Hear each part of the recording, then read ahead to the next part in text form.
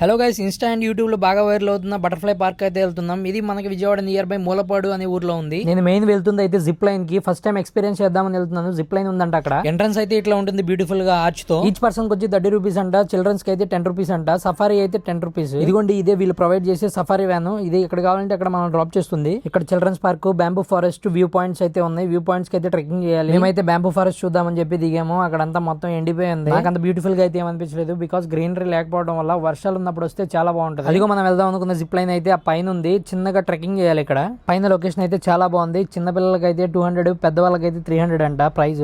ఇది 2-వే zip line. వీడియోలో చూడడానికి సింపుల్ గానే ఉంది, కానీ ఫస్ట్ టైం ఎక్స్పీరియన్స్ అయితే మాత్రం కొంచెం భయం ఉంటుంది. నా ముందు ఒక చిన్న పిల్ల వెళ్ళింది చూడండి. చాలా అంటే చాలా పీస్ఫుల్ గా వెళ్ళిపోయింది, ఎటువంటి భయం లేకుండా. సేఫ్టీ ప్రికాషన్స్ అన్ని కరెక్ట్ గా తీసుకుంటున్నారు చక్కగా. మనకేమో భయం వేస్తా ఉంది, అతనేమో మనకి ధైర్యం చెప్తున్నాడు. ఇది 6 టన్ బరువు మోసిద్ది, మీకు అలాంటి డౌట్స్ ఏం అవసరం లేదు, ఏం కాదు, చాలా అంటే చాలా సేఫ్ అని. అయినా మన భయాలు మనకు ఉంటాయి కదా.